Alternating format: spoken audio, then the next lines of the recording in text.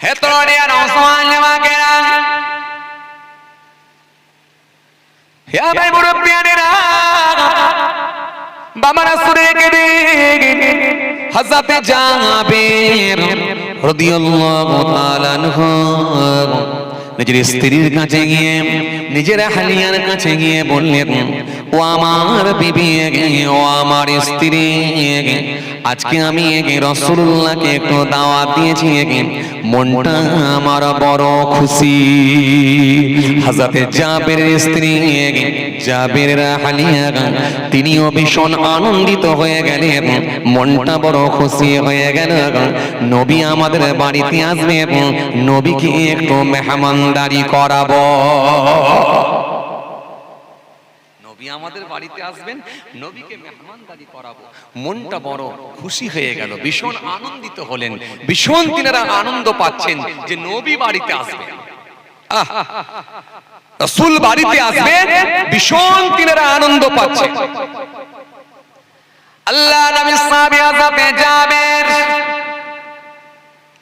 রাদিয়াল্লাহু তাআলা আনহু সেই সময় বলেছেন, বিবি, নবীকে তো দাওয়াত দিয়েছি, কিন্তু নবীর খাওয়াবো কি, মেনু কি হবে, খাওয়ানো কি হবে, রাসূলুল্লাহর জন্য কি কি আইটেম করা হবে একবার বলো। হযরত জাবের রাদিয়াল্লাহু তাআলা আনহু নবীকে দাওয়াত করেছেন, কি আইটেম করবেন চিন্তা করছেন। অভাবের সংসার, গরিবের সংসার, বাড়িতে তো তেমন খাবার কিছু নাই।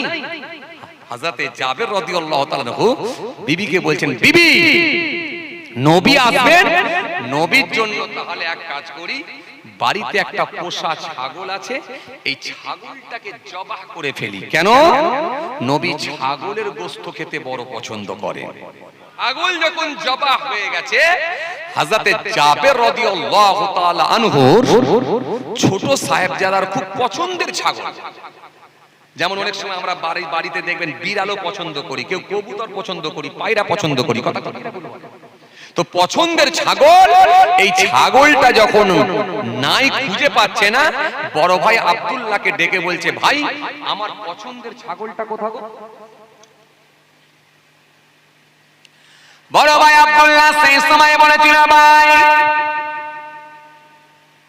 ও আমার ছোট ভাই, তোমার ওই পছন্দের ছাগলটাকে আব্বা জান আজকে জবাহ করে ফেলেছে, জবাহ করে দিয়েছে।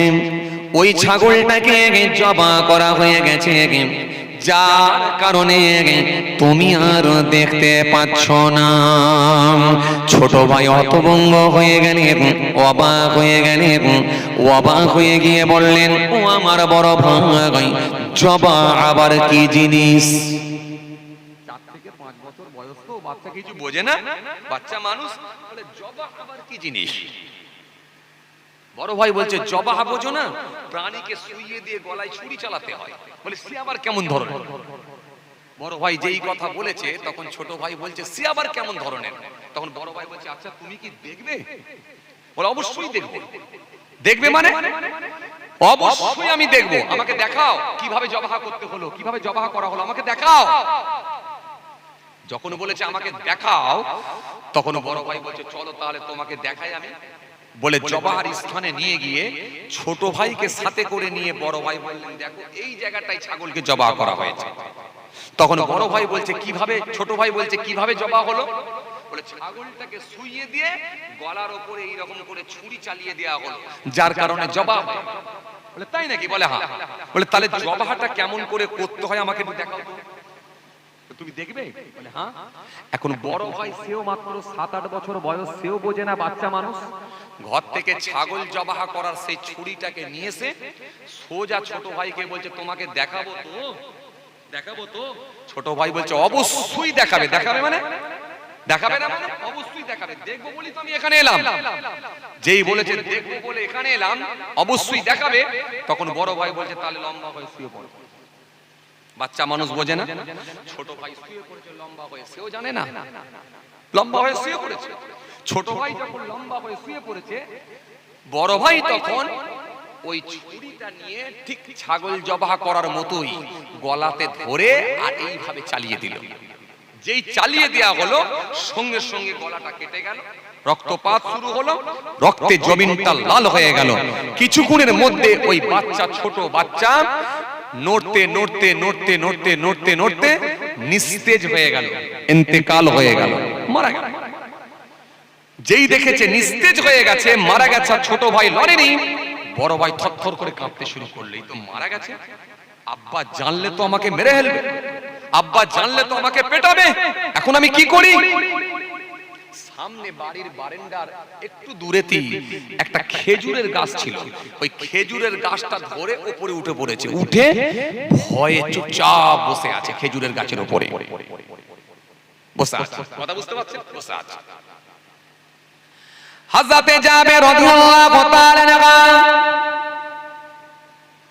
নবীকে দাওয়াত দিয়ে চলে এসেছে, মনটা বিরাট খুশি, রাসূলুল্লাহ বাড়িতে আসবে, আজকে নিজে হাতে করে নবীর ভালোবাসাতে ঘরগুলো, কামরাগুলো আমি জাবের পরিষ্কার করব।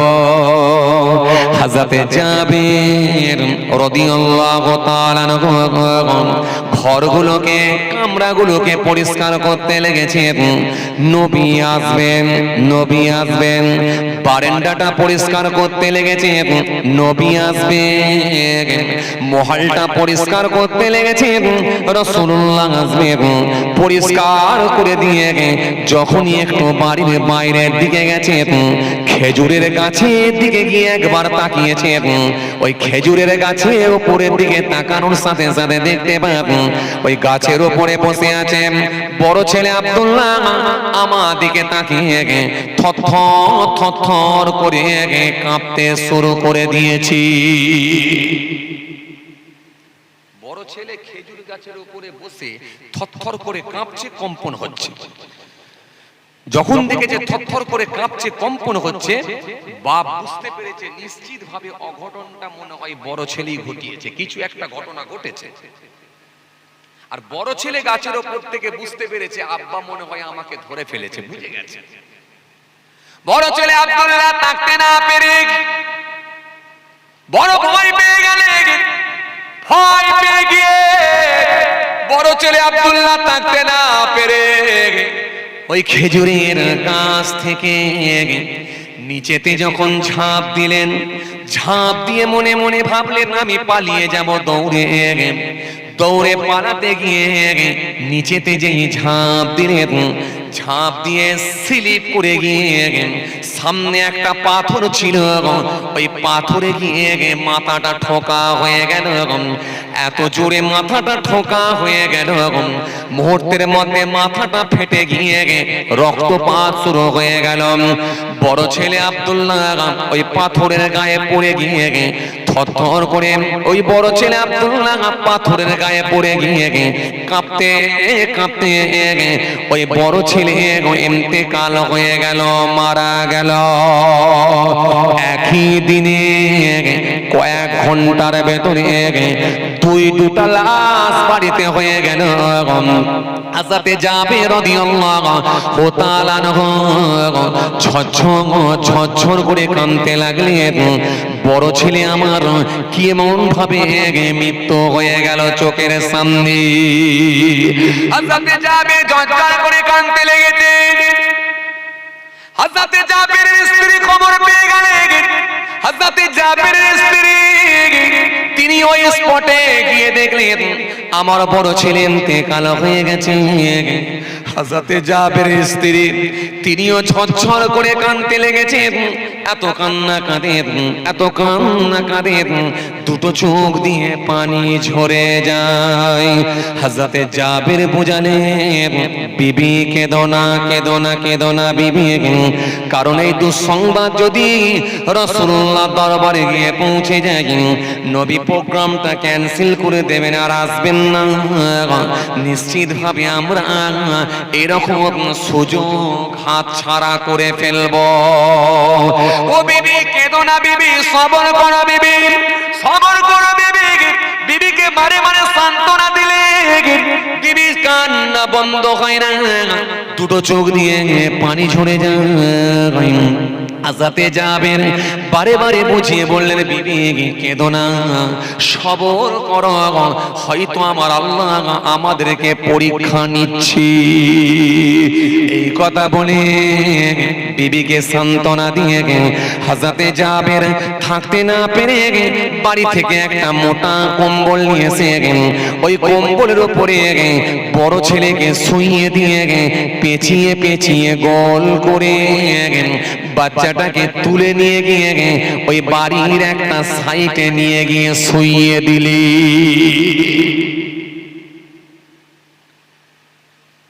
বাড়ির একটা সাইডে নিয়ে গিয়ে যখন ওই বাচ্চাটাকে শুইয়ে দেওয়া হয়েছে, হযরতে জাবের রাদিয়াল্লাহু তাআলা আনহুর মনটা বড় খারাপ, ঝরঝর করে কাঁদছে। কাঁদতে কাঁদতে মনটা খারাপ, আবার মনকে বোঝাচ্ছেন নবী আসবেন, হতে পারে এটা আল্লাহর তরফ থেকে কোনো পরীক্ষা হতে পারে। এই কথা মনে করে তিনি ভেঙে না পড়ে বাড়ির মহলের দিকে ঘোরাঘুরি করছেন। ছাগল জবার স্থানে গিয়ে দেখলেন, হঠাৎ করে তিনি ওই দিকে গেছেন, গিয়ে দেখেন ছোট ছেলেটাও গলা কাটা অবস্থায় পড়ে আছে। হযরতে জাবের রাদিয়াল্লাহু তাআলা আনহু চিৎকার মেরে আবার কাঁদতে শুরু করেছেন। যেই কাঁদতে শুরু করেছেন, নিজের স্ত্রী আহলিয়ার কাছে খবরটা পৌঁছে গেল, তিনি এসে আবার কাঁদতে শুরু করলেন। একই দিনে দুটো লাশ, বড় ছেলে ইন্তেকাল করেছে, ছোট ছেলে ইন্তেকাল।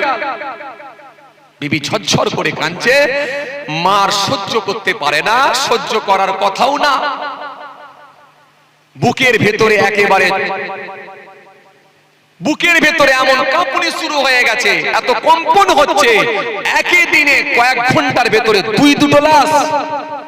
ঝরঝর করে কাঁদছে বিবি, আর সহ্য করতে পারছেন না, ঝরঝর করে কাঁদছেন। হযরতে জাবের বোঝাতে চাইলেন, বিবি কেঁদো না, বিবি সবর করো, এটা নিশ্চিত ভাবে আল্লাহ আমাদেরকে পরীক্ষা নিচ্ছেন, 100% আল্লাহ আমাদেরকে পরীক্ষা নিচ্ছেন।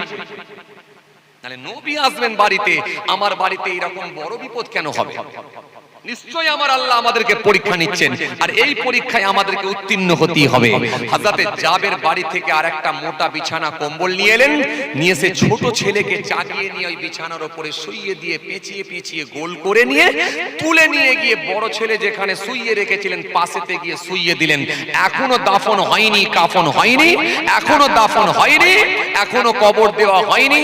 নবী আসছেন, আগে নবীর মেহমানদারিটা হয়ে যাক, তারপরে তার অন্য কাজ হবে। আল্লাহু আকবার। নবীকে কি ভালোবাসা দিয়েছেন একবার ভাবেন, একবার ভাবেন।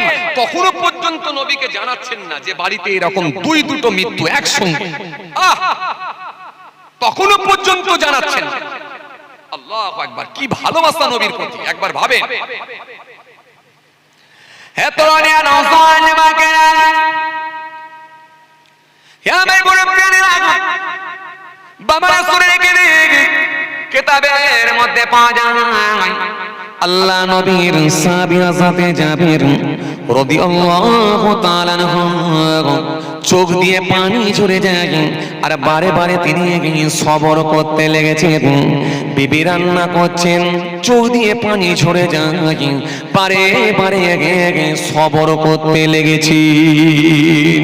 এত কান্না, দুই দিকের চোখ দিয়ে পানি ঝরে যায়, কিন্তু রাসূলুল্লাহ আসবেন, নবীর ভালোবাসা আবার নিজের মনকে বোঝা,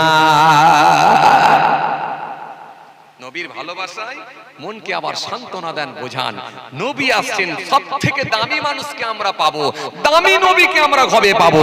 নবীকে বাড়িতে পাওয়া মানে আমরা ভাগ্যবান, সব কষ্ট ভুলে যাব নবীকে যখন আমরা বাড়িতে পেয়ে যাব। কি ভালোবাসা, কি রাসূলুল্লাহর প্রতি আন্তরিকতা, মহব্বত।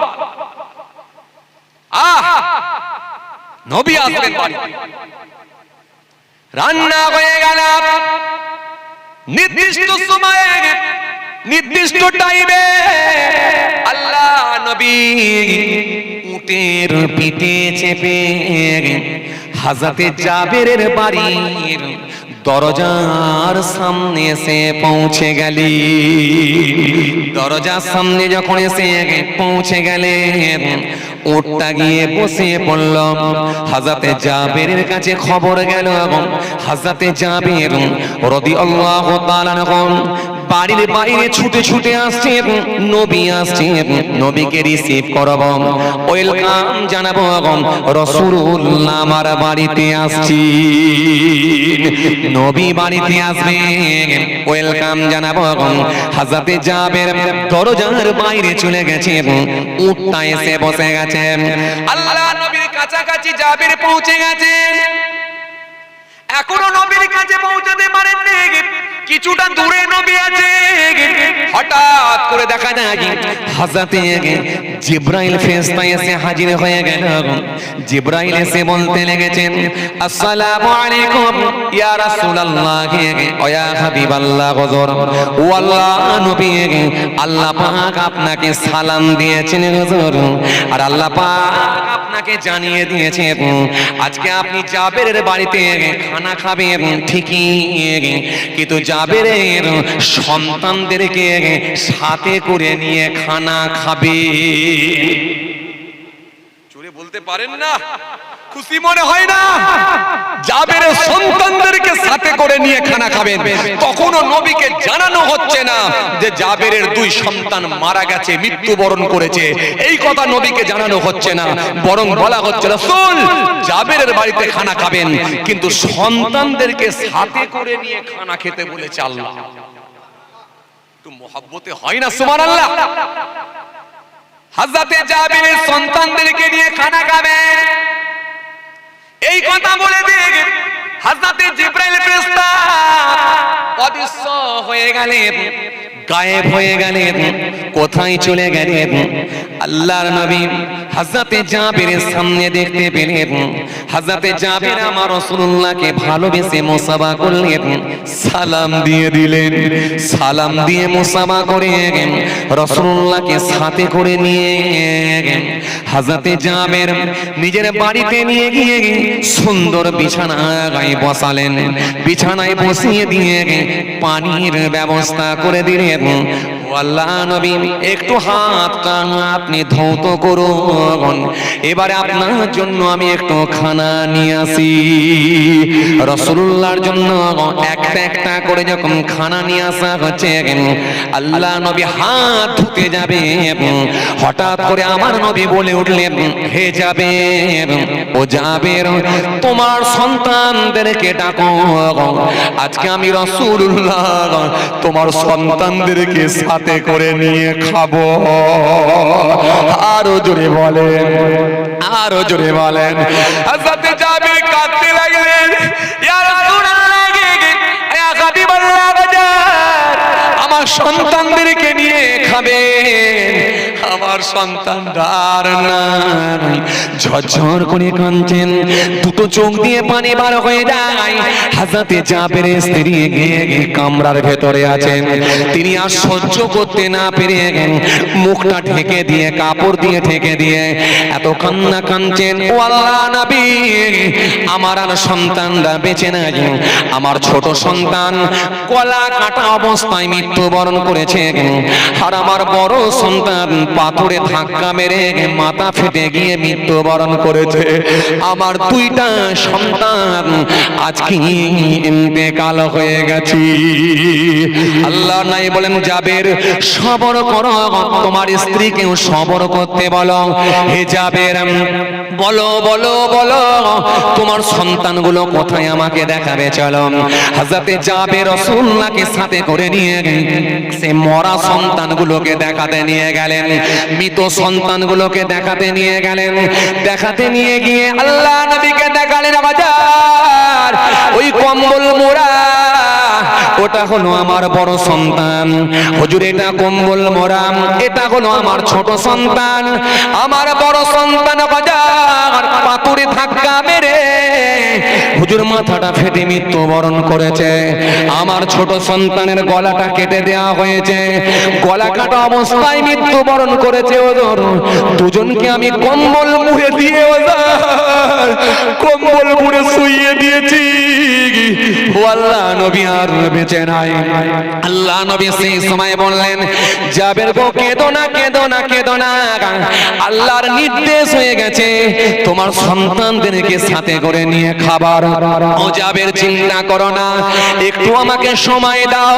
আল্লাহ নবী থাকতে না পেরে নিজের আগুনে ইশারা করলেন, ওই মরা সন্তানগুলোর দিকে, মৃত সন্তানগুলোর দিকে ইশারা করলেন, অঙ্গুলি ইশারা দিয়ে বললেন, জাবেরের সন্তানেরা, ও জাবেরের ছেলেরা, ও জাবেরের সন্তানেরা, আল্লাহর হুকুমে জিন্দা হও।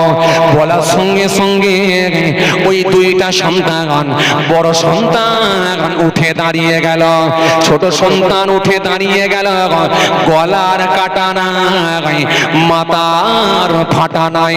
দুই সন্তান উঠে গিয়ে আল্লাহ নবীকে সালাম দিয়ে বললেন, ও আল্লাহ নবী, আমাদেরকে কি বলছেন এবারে বলুন। হুজুর, আমাদেরকে কি বলছেন এবারে বলুন। দুই সন্তান জিন্দা হয়ে গেল, এটা রাসূলুল্লাহর জন্য মুজিজা, নবীর জন্য স্পেশাল ক্ষমতা। আমি আপনাকে প্রথমে কি বলছিলাম যে নবীর জন্য সম্পূর্ণ আলাদা ব্যাপার। মনে আছে আপনাদের? রাসূলুল্লাহর সঙ্গে অন্য নবীর সঙ্গেও কোনো তফাৎ, নবীর সঙ্গে আমার নবীর অনেক তফাৎ, অন্য নবীর সঙ্গে আপনি মেলাতে পারবেন না। জি, আল্লাহ নবী দুই সন্তানকে সাথে করে নিয়ে জাবেরের বাড়িতে বসে বসে খানা খেতে শুরু করে দিলেন। জোরে বলতে পারেন না? একটু মহব্বতে হয় না? এটা নবীর জন্য স্পেশাল, এই নবীর তুলনা হয় না। নবীর যত শুনবেন আপনার মন চেঞ্জ হয়ে যাবে, নবীর প্রতি ভালোবাসা, আন্তরিকতা আরো বেড়ে যাবে। চলুন এবারে একটা কথা বলি। আচ্ছা, বড় সন্তান তিনিও নাবালক বাচ্চা শিশু মানুষ ছিলেন, তাই ছোট সন্তানের গলায় ছুরি চালিয়ে দিয়েছিলেন। তো বড় সন্তান যদি জানতেন যে ছোট সন্তানের গায়ে, ছোট ভাইয়ের গলায় যদি ছুরি চালিয়ে দেয় ওরা মরে যাবে বা মৃত্যুবরণ করবে, তাহলে কি আর বড় সন্তানটা গলায় ছুরি চালাতো? আরে কথা বলেনি, কেন চালাতো? চালাতো না। আর ছোট সন্তান যদি জানতো আমার গলায় ছুরি চালিয়ে দিলে আমি মৃত্যুবরণ করব, মারা যাব, সে কি আর লম্বা হয়ে শুয়ে পড়তো? আরে কথা বলেন, পড়তো? পড়তো না। আচ্ছা, এবারে আপনারা বলেন, এই যে ছুরি চালিয়ে হত্যা, এই হত্যা আজকে পৃথিবীর জমিনে, বাংলার জমিনে, ভারতবর্ষের জমিনে আজকে বর্তমানে বেশি হচ্ছে না কম হচ্ছে? বাবা, এই কথা বলেননি কেন আপনারা? বেশি হচ্ছে না কম হচ্ছে? আচ্ছা, যারা একে অপরকে যে জবাহ করে দিচ্ছে বা হত্যা করে দিচ্ছে, এগুলো কি নাবালক শিশু দ্বারা হচ্ছে নাকি না সব মোটামুটি জাননেওয়ালা ব্যক্তি সবই বোঝে জেনে বুঝি হচ্ছে? জেনে বুঝে হচ্ছে তো নাকি? তার মানে শিশু মানুষের কাজ নয়, যারা করছে সব জেনে বুঝি হচ্ছে। তার মানে হত্যা আজকের দিনে তুলনামূলক ভাবে অনেক বেশি, কথা বলে না, বেশি বেড়েছে, হচ্ছে। এই কয়দিন আগের ঘটনা আপনাদের জানা আছে, ভাইরাল খবর, ক্যানিং এর জমিনে দেওর তার ভাবির মুন্ডু কেটে নিয়েছে। এই ঘটনা আপনাদের অনেকেরই জানা আছে। দেওর তার ভাবির মুন্ডু কেটে নিয়ে মাথার চুলের মুঠি ধরে হাতে করে নিয়ে যে থানায় আত্মসমর্পণ করেছিলেন। তিনি বলেছিলেন আমি মুন্ডু কেটেছি। তার মানে বিশাল একটা ব্যাপার, বিরাট একটা পালোয়ান না হলে হয়? থানায় গিয়ে আত্মসমর্পণ করছে, অনেকে ভয়ে পালিয়ে যায়, আবার থানায় গিয়ে আত্মসমর্পণ করে দেখাচ্ছে আমি পালোয়ানের দ্বারাই সবই সম্ভব। কথা বলে না, কথা বলছেন না কেন? হ্যাঁ না, কিছু বলেন না রে বাবা। যে যে এই ভারতবর্ষের জমিনে, বাংলার জমিনে একটা নয়, প্রতিনিয়ত মানুষ হত্যা চলছে, কথা ঠিক কিনা বলে বলে। কোথাও আমরা দেখছি ট্রেনের ভেতরে পিটিয়ে পিটিয়ে মানুষকে মারা হচ্ছে, কোথাও আমরা দেখছি গরম রডকে পুড়িয়ে নিয়ে এসে ছ্যাঁকা দিয়ে মুহূর্তের মধ্যে তার উপরে চামড়া উঠে গিয়ে একেবারে ভিতরের গোস্ত বেরিয়ে যায়। মুসলমান ভালো করে শোনেন, কোথাও আমরা দেখছি সাপকে লাঠি পেটা যেমন করা হয় তার থেকে ভয়ঙ্কর ভাবে মানুষের উপরে প্রহার করে মানুষের মৃত্যু দেওয়া হচ্ছে। আরে কথা বলছেন না কেন? কোথাও আমরা দেখছি বড় তরোয়াল নিয়ে এসে মানুষের উপরে মারতে মারতে মারতে মারতে মুহূর্তের মধ্যে একটা মানুষকে মেরে দেওয়া হচ্ছে। খালি মানুষ মানুষ মানুষ, খালি ধর্মটা আলাদা, এটাই সমস্যা। ভাবতে অবাক লাগে আজকে কোথায় আমরা বসবাস করছি, কোন ভারতে বসবাস করছি। আই রে হাই, আমি চিন্তা করে দেখলাম এই রকম ভাবে তো আগে হতো না। এই 10 বছর 7 বছরে এত বেশি মার্ডার হচ্ছে কেন? তখন বুঝতে পারলাম একটা হলো ইহকাল আর একটা হলো পরকাল। কথা বলে না, হ্যাঁ না কিছু বলেন না রে বাবা। একটা হলো ইহকাল আর একটা হলো পরকাল। এই ইহকালে যদি কোনো ব্যক্তির ভেতর থেকে দুনিয়ার ভয়ভীতি পালিয়ে যায়, তার মানে দুনিয়ার জেল, জরিমানা, আদালত, ফাঁসি, এই কি বলে হত্যা, এগুলো যদি দুনিয়ার আদালত, জেল, জরিমানা যদি ভেতর থেকে যদি ভয়ভীতি পালিয়ে যায়, তার দ্বারাই অন্যায় কাজ করা সম্ভব। আর একটা ব্যক্তি যদি কবরে আখিরাতের ভয়ভীতি যদি ভেতর থেকে পালিয়ে যায়, তার দ্বারাও তো মনে রাখবেন এরকম অন্যায় কাজ করা সম্ভব। চিন্তা করে দেখলাম যারা এই রকম অন্যায় কাজগুলো করছে তারা পরকালকে বিশ্বাস করে না। পরকালকে যখন বিশ্বাস করে না, তার মানে ওই দিকে তো যাচ্ছেই না। এবার ইহকাল, এই ইহকালে এই যে পৃথিবীর জমিনে জেল, জরিমানা, ফাঁসি যদি তাদের ভেতর থেকে যদি ভয়ভীতিটা পালিয়ে যায়, তার মানে মার্ডার করাটা তাদের কাছে কোনো ব্যাপারই নয়। কারণ যখন কোনো মানুষ মার্ডার করার প্রস্তুতি নেয়, সে জানে আমি একটা দলের সঙ্গে যুক্ত আছি, আমার দলের কর্মীরা যারা আছে বা আমার দলের সহকর্মী যারা আছে বা আমার দলের যারা নেতৃত্ব আছে, নিশ্চিতভাবে আমি মার্ডার করলেও, জেল হলেও কিন্তু আমাকে অল্প দিনের ভেতর দিয়ে, অল্প দিনের মধ্যে আমার জামিন করিয়ে নেবে এবং গলাতে আমার মালা দিয়ে বরণ করিয়ে নিয়ে আসবে। আরে কথা বলছেন না কেন? হ্যাঁ না কিছু বলেন না? যখন সে জেনে যাবে যে জামিন আমার নিশ্চিত, তখন জানবেন তার অন্যায় কাজের দিকে ধাবিত হওয়াটাও তার দ্বারাই কোনো সমস্যা নাই। তো সুতরাং ভাইরা আমার, বন্ধুরা আমার, খেয়াল করেন, এই জন্য আজকের দিনে এই বড় বড় অন্যায় কাজের সঙ্গে যুক্ত হয় মানুষ, তাদের পেছনে একটা দল থাকে বলে, সাপোর্ট আছে বলে তারা মনে করে আমাদের দ্বারাই অন্যায় হলেও কিন্তু আমার দলের যারা কর্মী আছেন বা দলের যারা নেতৃত্ব আছেন তারা আমাদেরকে জামিন করিয়ে দেবে, যার কারণে ভেতর থেকে ভয় ভীতিটা পালিয়ে গেছে। ও মুসলমান, ভালো করে শোনেন, এই ইহকালে যদি আমরা ন্যায় বিচার নাও পাই, কিন্তু পরকালে আল্লাহর দরবারে বিচার পেতেই হবে। কথা ঠিক কিনা বল বলেন? কেন? আমার আল্লাহ হলেন আহকামুল হাকিমিন, উত্তম বিচারক। উত্তম বিচারক, উত্তম বিচারক কেমন? খুব ভালো করে শোনেন। কোন মানুষ যদি একটা মার্ডার করে, খুব ভালো করে শুনবেন, কোন মানুষ যদি একটা মার্ডার করে, ওই ব্যক্তিটাকে যখন দোষী সাব্যস্ত করে তাকে তুলে নিয়ে গিয়ে যদি অ্যারেস্ট করা হয়, জজ সাহেব যদি নিরপেক্ষভাবে বিচার করে, এখন এই মার্ডার করার জন্য এই মার্ডার কেসের আসামি যে, তার কি বিচার হতে পারে? হ্যাঁ, সাপোজ ধরুন না, যদি ন্যায় বিচার পায় তো কি বিচার পেতে পারে? হ্যাঁ, ভাই বলছে, ইউটিউবার ভাই বলছে যাবজ্জীবন জেল হতে পারে। আচ্ছা আপনারা বলেন কি হতে পারে? ফাঁসিও হতে পারে। ওই ভাই একটা ভালো বলেছে, ফাঁসিও হতে পারে, যাবজ্জীবন জেলও হতে পারে। ঠিক ঠিক ঠিক। আচ্ছা এইবারে বলে, তাহলে একটা মার্ডার করার জন্য যদি ফাঁসি হয়ে যায়, কোন ব্যক্তি যদি মনে করেন 10টা মার্ডার করেছে, এখন 10টা মার্ডার করার পরে সে গ্রেফতার হয়েছে, জজ সাহেব এখন ফাঁসির রায় দিয়েছে, কটা ব্যক্তিকে ফাঁসি দেবে? একটু কথাবার্তা বলেন, আপনারা এত ঝিমিয়ে গেলেন কেন? একটু কথা বলেন। কটাকে ফাঁসি দেবেন? একটাকে। আচ্ছা মেরেছে কটা? মেরেছে 10টা। আর ফাঁসি হচ্ছে কটা? চাচা ঠিক বলছে? চাচা কি বলে? আচ্ছা চাচা কি বলে একবার দেখি। চাচা ঠিক বলছে? বলছে ওরা যা বলছে আমি তাই শুনছি। মানে নিজে থেকে আলাদাভাবে কোনো মন্তব্য করতে চান না আপনি। বলে আমি আর কি করব, বয়স্ক মানুষ, ওরা যা বলছে তাই শুনছি। তবে আপনাদের কথা শুনে হেসে ফেলেছে। তার মানে চাচাও বুঝতে পারছে যে একটা লোক 10টা মেরে একটা মরবে কেন? তার মানে বিচারটা ঠিক হচ্ছে না চাচা? চাচা হাসছে, কথা বুঝছেন? চাচা হাসছে। আচ্ছা এবারে বলেন তো, একটা লোক 10টা মেরে যদি বিচার হয়, একটা ফাঁসি হয়, তাহলে বাকি রইল কটা? কি বিপদে পড়েছি আল্লাহ! একটা লোকের চোখে কিন্তু ঘুম নাই, কিন্তু একটা লোকের মুখে কথাও নাই। আপনারা যেখানে যান ঘুমান না, কথাও বলেন না, দুটো একসঙ্গে করে নেন নাকি? কথা বলেন। একটু একটু হ্যাঁ না কিছু বলেন না রে বাবা। যে একটা লোক যদি 10টা মার্ডার করে যদি আসামি ধরা পড়ে, তাকে যদি ফাঁসিতে ঝোলানো হয়, তাহলে একটা লোক যদি মরে বাকি রইল কটা? 9টা। এই 9টার বিচার কে করবে? আল্লাহ করবে। ভালো বলেছেন। এইটাই বোঝাতে চাইছিলাম। এই জন্য তিনি হলেন আহকামুল হাকিমিন, উত্তম বিচারক, বিচারকদের বিচারক, উত্তম বিচারক।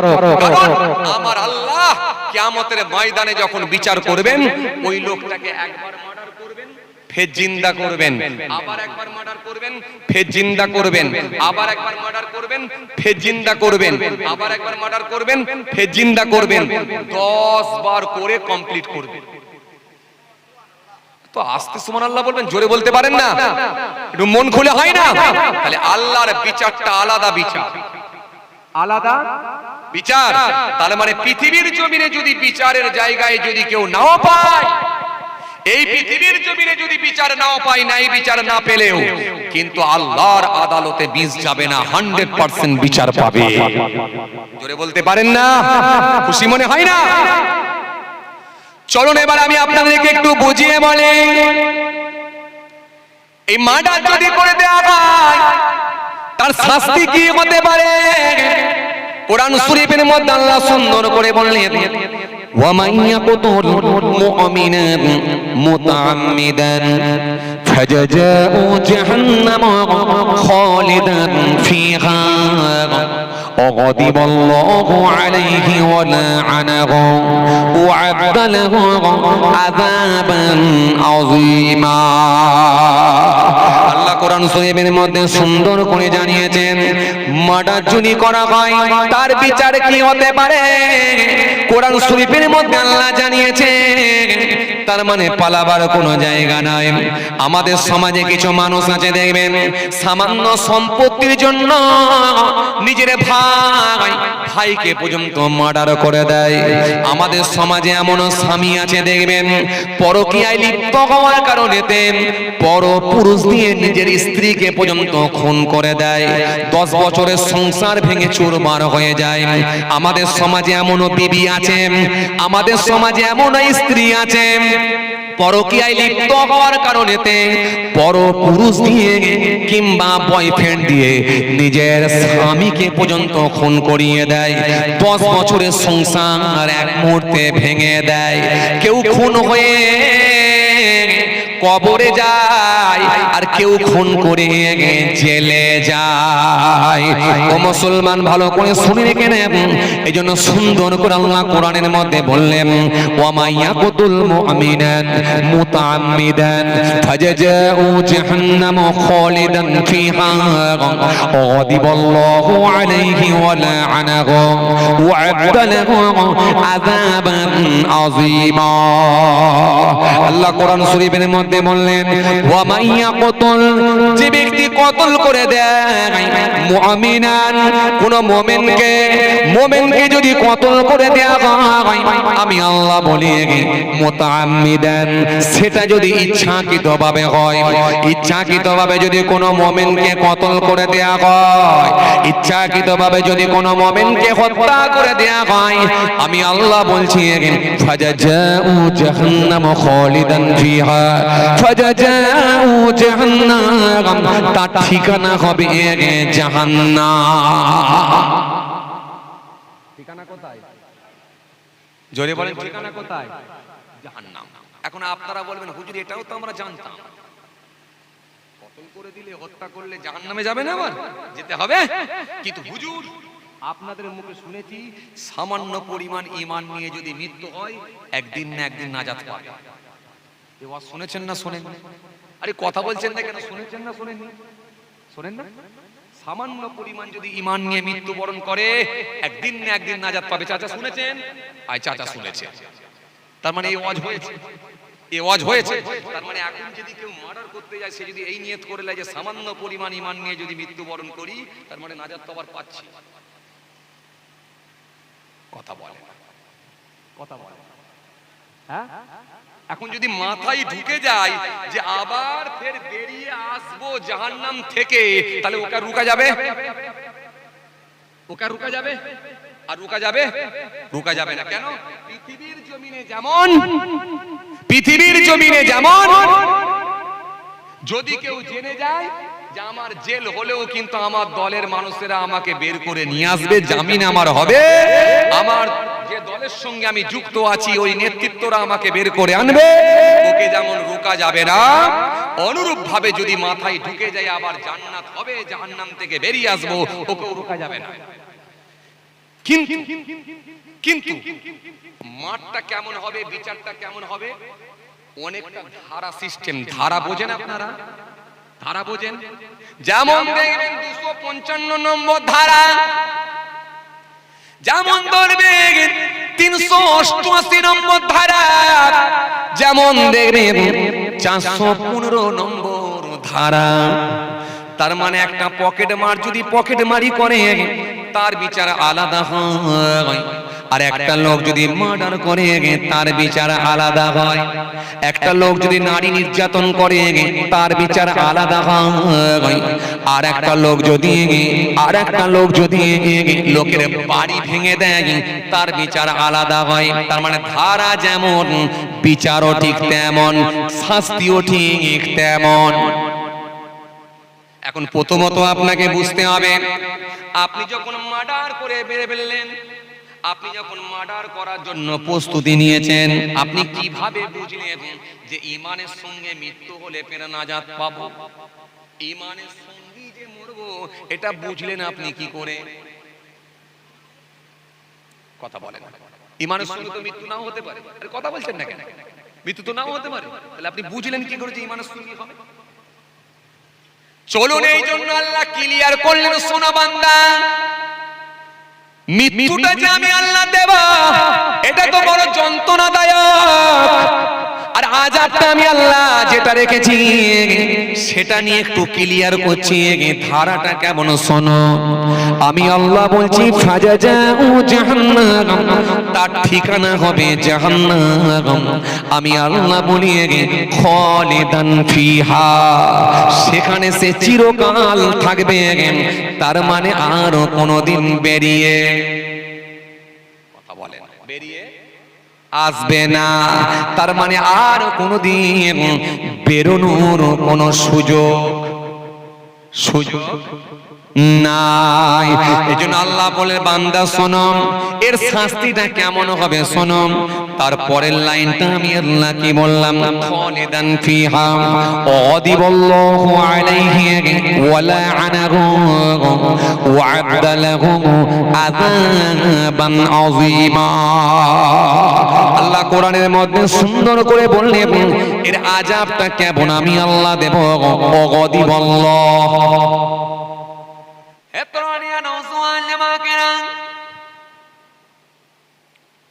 ইয়া মাইবুর প্যারেরা গো, বাবা রাসূলের কেনে হযরতে নবী মুসা আল্লাহ দরবারে দরখাস্ত করলেন, ও আমার আল্লাহ, ও আমার মালিক, ও আমার স্রষ্টা, এটা কি ঈসা রুহুল্লাহর উম্মতের জন্য করে দিয়েছেন?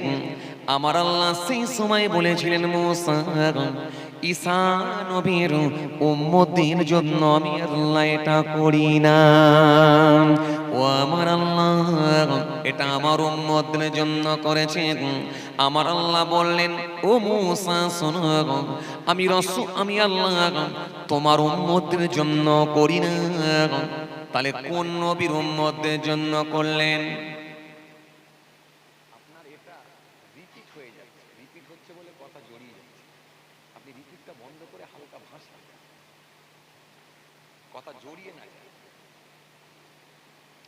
আল্লাহ তাহলে কোন নবীর উম্মতদের জন্য করেছেন? ঈসা নবীর উম্মতদের জন্য যদি না করে থাকেন, আমি মুসা নবী আমার উম্মতদের জন্য যদি না করে থাকেন, তো দাউদ নবীর উম্মতদের জন্য করেছেন? আল্লাহ বললেন না। এক এক করে মুসা নবী আল্লাহ পাকের দরবারে যখন বলছে, আল্লাহ এক এক করে নাম বলতে লাগলেন। আল্লাহ তাহলে কোন নবীর উম্মতদের জন্য করেছেন একটু বলেন। আমার আল্লাহ সেই সময় বলেন, শোনো মুসা, আমি আল্লাহ পাক এই ব্যবস্থাটা করে দিয়েছি, এই বেনিফিট দেব একমাত্র আমার হাবিবুল্লাহ আখিরি নবী, দু জাহানের বাদশাহ, যে নবীকে না পাঠালে আমি আল্লাহ কিছুই বানাতাম না। যে রাসূলুল্লাহর জন্য আমি আল্লাহ সব বানিয়েছি, সেই নবীকে আমি আল্লাহ তো ভালোবাসি, যার শান মর্যাদাকে আমি আল্লাহ সব থেকে বেশি বাড়িয়ে দিয়েছি। তাই কোরআনের মধ্যে আল্লাহ সুন্দর করে জানিয়ে দিয়েছেন, ওয়ারাফা'না লাকা যিকরাক। কোরআনের মধ্যে আল্লাহ বলেছেন, ইয়া আইয়ুহাল্লাযীনা আমানুস্তাজিবু লিল্লাহি ওয়ার রাসূল ইযা দাআকুম, ইয়া আইয়ুহাল্লাযীনা আমানু লা তারফা'উ আসওয়াতাকুম ফাওকা সাওতিন নবী। কোরআনের মধ্যে আল্লাহ সুন্দর করে বললেন, ইন্না আ'তাইনাকাল কাউসার ফাসাল্লি লিরাব্বিকা ওয়ানহার, ইন্না শানিয়াকা হুয়াল আবতার। হে মুসা শুনে রাখো, এটা অন্য নবীদের জন্য নয়, এটা অন্য নবীদের উম্মতদের জন্য নয়। এ ফেসালিটি, এ বেনিফিট একমাত্র আমার হাবিবুল্লাহর উম্মত যারা আসবে, আমার হাবিবের উম্মতদের জন্য আমি আল্লাহ করে দিয়েছি। আরো জোরে বলেন, আরো জোরে বলেন। নামাজ পড়ার একটা নিয়ত করবে, অমনি একটা নেকি হবে। যখন সে একটা নেকির কাজ করবে, নামাজটা পড়ে নেবে, অমনি তার নেকির খাতায় 10টা নেকি হবে। সুবহানাল্লাহ একবার বলার নিয়ত করবে, অমনি নেকি হবে, একটা নেকি হবে। যখন সে সুবহানাল্লাহ বলে দেবে, অমনি তার নেকির খাতায় 10টা নেকি আমি আল্লাহ লিখে দেব।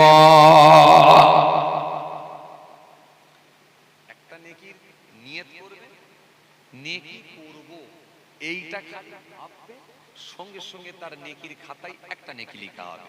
আর যখন সে করে ফেলবে, 10টা নেকি লিখে দেয়া হবে। কথা বুঝে আসছে? 10টা নেকি। আর যখন সে গোনা করার ইচ্ছা করবে, গোনা লেখা হবে না। যখন সে একটা গোনা করবে, অমনি তার গোনার খাতায় একটা গোনা লেখা হবে, 10টা গোনা হবে না। তাহলে নেকি করলে 10টা নেকি হয়, গোনা করলে একটা গোনা হয়। আর নেকি করার ইচ্ছা পোষণ করলে একটা নেকি হয়। তার মানে নেকিটা আল্লাহ কত দেবেন বলে আমাদেরকে আল্লাহ ভেবেছেন, বুঝতে পারছেন? তাহলে আমরা যদি সেই নেকি থেকে যদি বঞ্চিত হয়ে যাই, নিশ্চিতভাবে আমাদের ব্যর্থ ছাড়া অন্য কিছু নয়। আমরা ব্যর্থ হব, এটা ব্যর্থতা ছাড়া আর অন্য কিছু নয়। সুতরাং ভাইরা আমার, বন্ধুরা আমার, সাথী মহব্বতের ভাইরা, ভুল বুঝবেন না, যে কথা বোঝাতে চাইছিলাম, আপনারা আলহামদুলিল্লাহ সেই আখিরি নবী, নূর নবী, নবী মুহাম্মদ রাসূলুল্লাহ সাল্লাল্লাহু আলাইহি ওয়াসাল্লামকে ভালোবেসে আজকে দোয়ার মাহফিল দিয়েছে।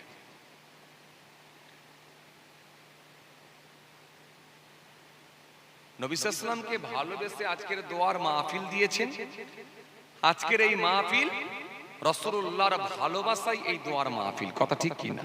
আল্লাহর সন্তুষ্টির জন্য তার হাবিবুল্লাহকে ভালোবেসে এমন একটা মাস আমরা পছন্দ করেছি, বেছে নিয়েছি, যেটা হলো রবিউল আউয়াল মাস। রবিউল আউয়াল মাস আরবি মাসের তৃতীয় মাস, সেটা হলো রবিউল আউয়াল মাস। এই রবিউল আউয়াল মাসের গুরুত্ব অনেক বেশি।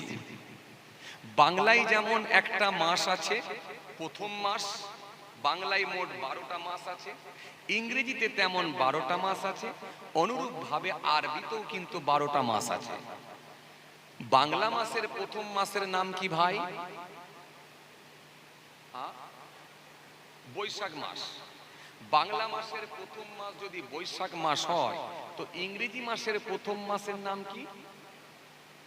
জানুয়ারি। ইংরেজি মাসের প্রথম মাস যদি জানুয়ারি হয়, আরবি মাসের প্রথম মাসের নাম কি চাচা? চাচা, আরবি মাসের প্রথম মাস, চাচা, আরবি মাসের দ্বিতীয় মাসের নাম? হ্যাঁ, সফর মাস। খুব ভালো বলেছেন, মাশাআল্লাহ। আর আরবি মাসের তৃতীয় মাস? এই তো, বাহ, চাচা তো গুনে গুনে বলে দিচ্ছে, মাশাআল্লাহ। রবিউল আউয়াল মাস, খুব ভালো বলেছেন, আলহামদুলিল্লাহ। তার মানে এখন আমাদের সামনে তাহলে কোন মাস চলছে? রবিউল আউয়াল মাস। রবিউল আউয়াল মাসের একটা গুরুত্ব রয়েছে, এর তাৎপর্য রয়েছে, কারণ এই মাসটা নবীর আসার মাস, রাসূলুল্লাহ সাল্লাল্লাহু আলাইহি ওয়াসাল্লামের আগমনের মাস। নবী এসেছিলেন ক তারিখে? 12 তারিখে। ভালো বলেছেন, মাশাআল্লাহ, খুব ভালো বলছেন, মাশাআল্লাহ। বাহ, সব আপনাদের মুখস্থ, এটা শুনে শুনেই মুখস্থ হয়ে গেছে, মাশাআল্লাহ। 12 তারিখ। যদিও এটা নিয়ে ইখতিলাফ রয়েছে, মতবিরোধ রয়েছে। কেউ বলেছেন 12 তারিখ, কেউ বলেছেন না 9 তারিখ। 9 তারিখ আর 12 তারিখ নিয়ে ইখতিলাফ, মতবিরোধ।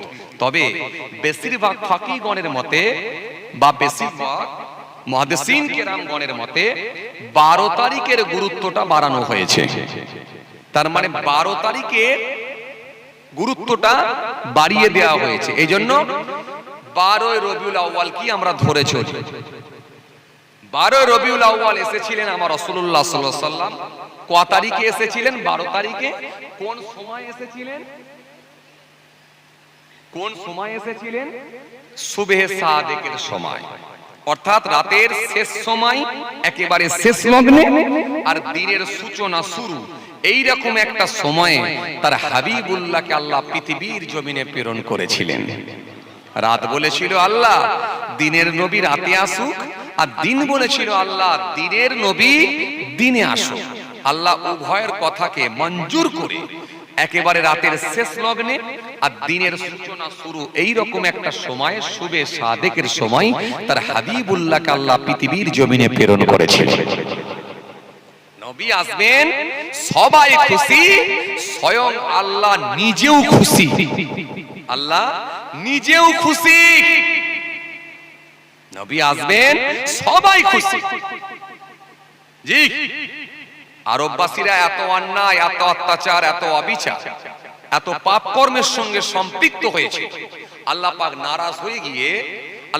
নারাজ হয়ে গিয়ে অসন্তুষ্ট হয়ে গিয়ে আল্লাহ রহমতের দরজাটা বন্ধ করে দেবার আদেশ দিয়েছিলেন। রহমতের দরজা বন্ধ হয়ে গিয়েছে, পানি আর হয়নি, দীর্ঘদিন ধরে পানি হয়নি। আরববাসীরা পানি পানি পানি করে চিৎকার শুরু করেছিল। জ্যান্ত গাছগুলো সব পানির অভাবে, ফুল পাতাগুলো সব শুকিয়ে গিয়ে ঝরে ঝরে পড়তে শুরু হয়েছিল। জীবজন্তুগুলো সব পানির অভাবে মারা যেতে লেগেছে। কিন্তু রাসূল আসছেন, আমার দোস্ত বন্ধু আসছেন, আল্লাহ সহ্য করতে পারলেন না। রহমতের ফেরেশতাকে বলেন, ফেরেশতা, দীর্ঘদিন ধরে আমি আল্লাহ অসন্তুষ্ট হয়ে গিয়ে, নারাজ হয়ে গিয়ে রহমতের দরজা বন্ধ করে দেওয়ার কারণেতে জমিনটা খরা হয়ে গেছে, নদী নালা খালবিলগুলো সব শুকিয়ে গেছে। কিন্তু আমার হাবিবুল্লাহ আসছে, তো আমি আর সহ্য করতে পারছি না। আমার হাবিবের খাতিরে রহমতের দরজা খুলে দেওয়ার আদেশ দিয়ে দিলাম। অফুরন্ত পানি, অফুরন্ত পানি, অফুরন্ত পানি। জীবজন্তুগুলো সব পানি পেয়ে তৃপ্তি লাভ করলো, আরববাসীরা পানি পেয়ে তৃপ্তি লাভ করলো। জ্যান্ত গাছগুলো পুনরায় ফের ফল পাতা ফুলগুলো সব ধরতে শুরু হলো। আরববাসীরা সে বছরের একটা নাম দিয়েছিল হাদিসের পরিভাষায় সানাতুল ফিতরি ওয়াল ইবতিহাস, জয়ের বৎসর, আনন্দের বৎসর বলে তারা অভিহিত করেছে। কার খাতিরে? রাসূলুল্লাহর খাতিরে। সেই নবীকে ভালোবেসে আপনারা এই দোয়ার মাহফিল দিয়েছেন। বাবাজি, নবীর শান নিয়ে আমি বলছি, রাসূলুল্লাহর শান মর্যাদা আল্লাহ কত বাড়িয়েছে। সেই নবীর আলোচনা শোনার জন্য আপনারা বসেছেন। সেই নবীর শান মর্যাদা আল্লাহ কত বাড়িয়েছেন। যে নবীকে ভালোবেসে দোয়ার মাহফিল দিয়েছেন, যে নবীর আলোচনা শুনতে বসেছেন, সেই নবীর আলোচনাটা শুনতে স্বয়ং আল্লাহ বলছেন আমি নিজেই পছন্দ করি, আমি নিজে পছন্দ করি। ওয়ারাফা'না লাকা যিকরা, হাবিব আপনার জিকির, আপনার আলোচনা আমি আল্লাহ উচ্চ মর্যাদা, উচ্চ আসন দান করেছি। জোরে হবে না একটু? খুশি মনে হয় না? হ্যাঁ, কাকে ভালোবেসে দোয়ার মাহফিল দিয়েছেন বুঝুন। নবীকে, যে নবী সম্পর্কে আল্লাহ কোরআনে কারীমের মধ্যে জানালেন, ইয়া আইয়ুহাল্লাযীনা আমানু ইসতাজিবু লিল্লাহ ওয়া লিরাসূল ইযা দাআকুম। এই পৃথিবীর মানুষ, তোমাদেরকে যখন আমার রাসূল ডাক দেবেন, তোমরা যে কোনো হালতে থাকো, যে কোনো অবস্থাতে থাকো, আমার নবীর ডাকেতে তোমরা উত্তর দাও। রাসূলুল্লাহর একজন বিখ্যাত সাহাবী ছিলেন, যার নাম হলো হযরত সাঈদ বিন মুআল্লা রাদিয়াল্লাহু তাআলা। তিনি একদিন নামাজে দাঁড়িয়েছিলেন, আর আল্লাহর নবী সাল্লাল্লাহু আলাইহি ওয়াসাল্লাম ডাকতে শুরু করলেন, বাবা সাঈদ, বাবা সাঈদ, এখানে এসো বাবা। বাবা সাঈদ ডাকছেন। সাঈদ বিন মুআল্লা রাদিয়াল্লাহু তাআলা তিনি শুনতে পাচ্ছেন যে নবী ডাকছেন, নবী ডাকছেন, তিনি শুনতে পাচ্ছেন, কিন্তু নামাজে দাঁড়িয়ে আছে। নামাজ পড়ছি মানে কার হুকুম মানছি? আরে কথা বলছেন না কেন? কার হুকুম? আল্লাহর হুকুম। এই লাইটটাকে এত জোরে ফ্ল্যাশটা মেরেছে পুরো একদম মাথার উপরে, ভালো করে তাকানো যাচ্ছে না। এখানে কি আছে? একটু ঘুরিয়ে দিলে ভালো হয়।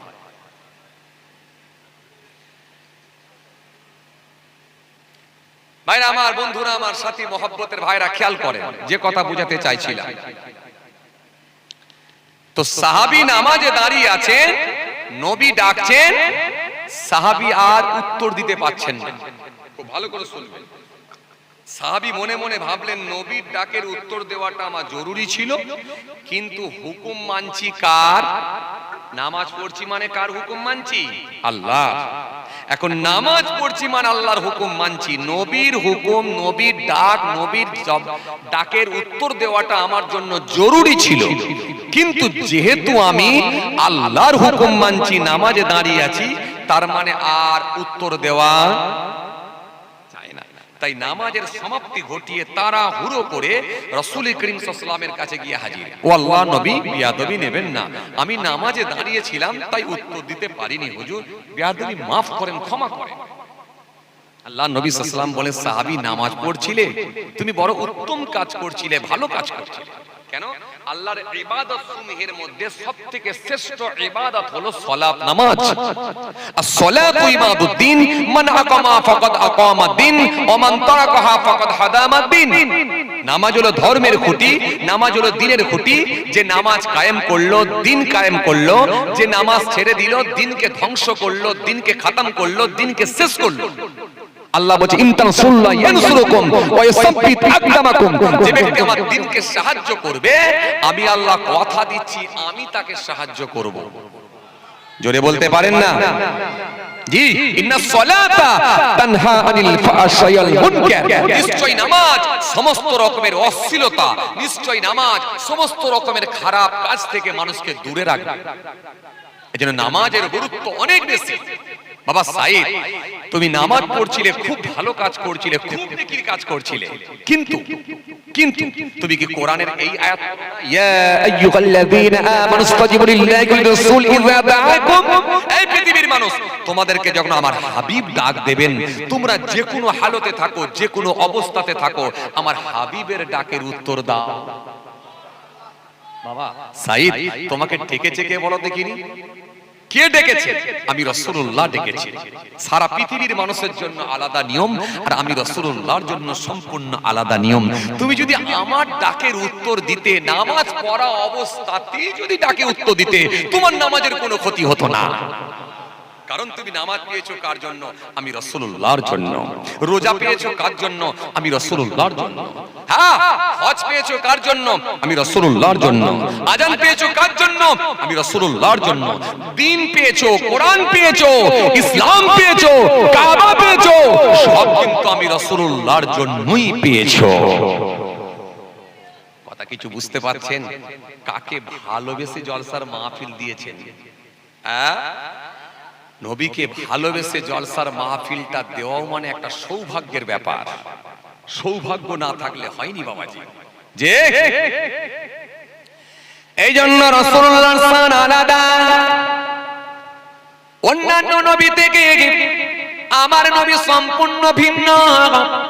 আমার রাসূলুল্লাহ হলেন সম্পূর্ণ আলাদা।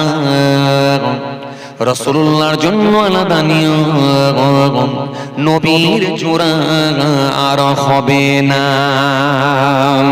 অন্যান্য নবীদেরকে আমার একটা, দুইটা, তিনটা করে মিরাকেল অলৌকিক ক্ষমতা আল্লাহ দিয়েছিলেন।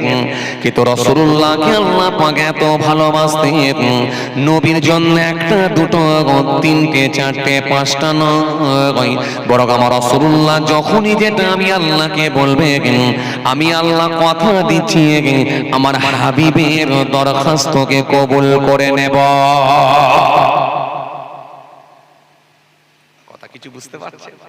হ্যাঁ, অন্যান্য নবীদেরকে আমার আল্লাহ মিরাকেল আলাদা আলাদা দিয়েছিলেন, দুটো তিনটে করে এরকম নির্দিষ্ট করে দিয়েছিলেন।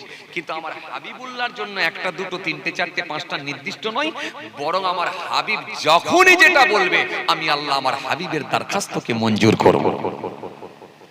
কাকে ভালোবেসেছেন একবার মনে রাখেন, মনে রাখেন সাহাবায়ে কেরামেরা এই রাসূলুল্লাহকে ভালোবেসে তারা জান্নাতি হয়ে গেলেন। নবী নবী নবী নবী ছাড়া কোনো গতি নাই। কোন নবী? যে নবীকে আমার আল্লাহ আমাদের জন্য ঈমান বলেছেন। ঈমান, ইয়া আইয়ুহাল্লাযীনা আমানু আমিনু বিল্লাহি ওয়া রাসূলিহি ওয়াল কিতাবিল্লাযী নাযালা আলা রাসূলিহি ওয়াল কিতাবিল্লাযী আনজালা মিন ক্বাব ওয়া মা ইয়াকফুরু বিল্লাহি ওয়া মালাইকাতিহি ওয়া কুতুবিহি ওয়া রাসূলিহি ওয়াল ইয়াউমিল আখির ফাকাদ দাল্লা দালালান বাঈদ। কথা কিছু বুঝতে পারছেন বাবাজি? এই নবী সম্পূর্ণ আলাদা। জি, এই জন্য মুসা নবী বলেছিলেন, আল্লাহ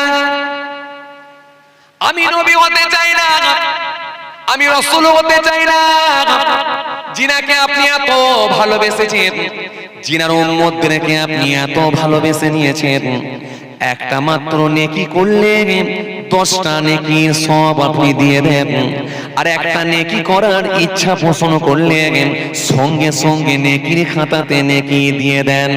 ও আমার আল্লাহ, গুনাহ করার ইচ্ছা করলে আপনি গুনাহ লেখেন না, আর একটা যখন গুনাহ করে একটা গুনাহ হয় 10টা লেখেন না। সুতরাং সে হাবিবুল্লাহকে আপনি এত ভালোবেসেছেন, আমি মুসা নবী নবী হতে চাই না, রাসূল হতে চাই না।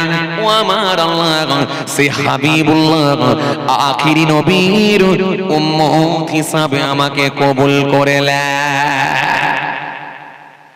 আখিরি নবীর উম্মত হিসাবে কবুল করেন। নবী হতে চায় না, রাসূল হতে চায় না আমি। আমার আল্লাহ সেই সময় বলেছিলেন, শোনো হে মুসা, এটাও আমি তোমার জন্য মঞ্জুর করতে পারবো না, এই দরখাস্ত আমি আল্লাহ কবুল করব না। কেননা আমি আল্লাহ তোমাকে নবী করেছি, রাসূল করেছি, কালিমুল্লাহ উপাধি দিয়েছি, নবুয়ত দিয়েছি, রিসালাত দিয়েছি। কিন্তু মনে রেখো মুসা, আমার হাবিবুল্লাহর উম্মত হিসাবে কবুল করব না, আর আমার হাবিবের উম্মত রেখে আমি আল্লাহ যখন বানাবো তাদেরকে এত ভাগ্যবান করব, এত তাদের সৌভাগ্য হবে, আমার হাবিবের উম্মতের হাবিবের খাতিরেতে আমি আল্লাহ পাক আমার ভালোবাসা যখন একটা নেকি করবে সঙ্গে সঙ্গে তাদের নেকির খাতা 10টা নেকি দিয়ে দেবা।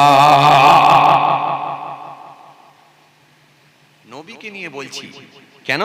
রাসূলুল্লাহকে ভালোবেসে যেহেতু আপনারা নবী দিবসের মাস বেছে নিয়েছেন। নবী কে? এই জন্য নবীর ব্যাপারটা সম্পূর্ণ আলাদা। অন্যান্য নবীর থেকে আমার নবী সম্পূর্ণ ভিন্ন, সম্পূর্ণ আলাদা। অন্যান্য নবীদেরকে আমার আল্লাহ একটা দুইটা তিনটা করে মিরাকেল অলৌকিক ক্ষমতা দিয়েছিলেন, কিন্তু রাসূলুল্লাহকে আমার আল্লাহ একটা দুটো তিনটে চারটে এরকম ভাগ করে দেন না, বরং আমার হাবিব যখনই যেটা দোয়া করবে আমি আল্লাহ আমার হাবিবের দরখাস্ত কবুল করে নেব।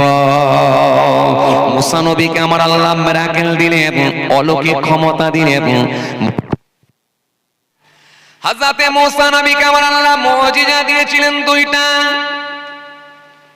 মুসা নবী যখন নিজের হাতের লাঠিটা জমিনে একবার ছুঁয়ে দিতে সঙ্গে সঙ্গে বিরাট বড় সর্প হয়ে যেত।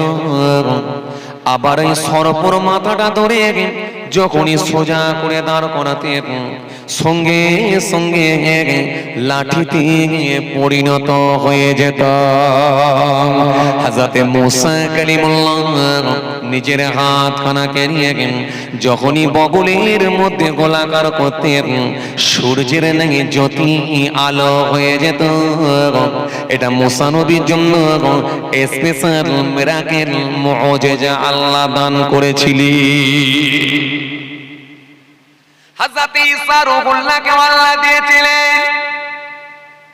হযরত ঈসা রূহুল্লাহ, হযরত ঈসা সাল্লাম তিনি যখন কোনো অন্ধ ব্যক্তির সামনে যেতেন খালি একবার চোখেতে হাত বুলাতেন, আল্লাহ দরবারে দোয়া করতেন, সঙ্গে সঙ্গে অন্ধ ব্যক্তিটা দৃষ্টি শক্তি ফিরে পেত।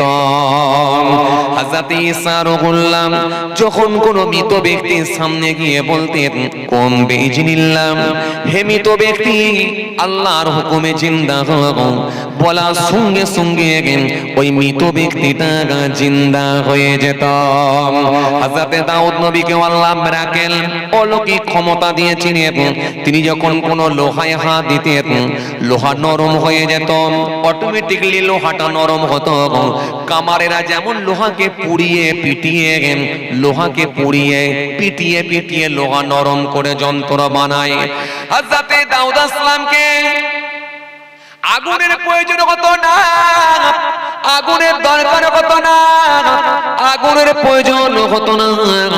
নিজে হাতে করে লোহা নরম করতে, নরম করে নিজে হাত দিয়ে যখন একবার ওই লোহার উপরে ঘষা দিতে সঙ্গে সঙ্গে লোহাটা পাতলা হয়ে যেত। যখনই তিনি লোহাকে ধরে টান দিতে লোহা অটোমেটিকলি লম্বা হয়ে যেত। হযরত দাউদ নবী পৃথিবীর সর্বপ্রথম যন্ত্র অস্ত্র বানাতে পেরেছিলেন। হযরত দাউদ নবীকে আমার আল্লাহ আর একটা মিরাকেল মুআজিজা দিয়েছিলেন। তিনি যখন জবুর শরীফ তেলাওয়াত করতেন উড়ন্ত পাখি চলে আসতো। শুধু উড়ন্ত পাখি নয়, দরিয়ার মাছগুলো চলে আসতো হুজুরের তেলাওয়াত শোনার জন্য। কথা কিছু বুঝতে পারছেন?